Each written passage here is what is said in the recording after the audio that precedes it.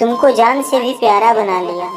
श्वेता जी, तुमको जान से भी प्यारा बना लिया, दिल का सुकून आंखों का तारा बना लिया। गौर कीजिएगा श्वेता जी कि तुमको जान से भी प्यारा बना लिया, दिल का सुकून और आंखों का तारा बना लिया। अब तुम साथ दो या ना दो ये तुम्हारी मर्जी। अब तुम साथ दो या ना दो ये तुम्हारी मर्जी। हमने तो तुम्हें जिंदगी का सहारा बना लिया, जिंदगी का सहारा बना लिया।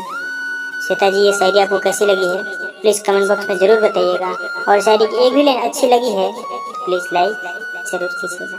Thank you Shweta ji, thank you so much.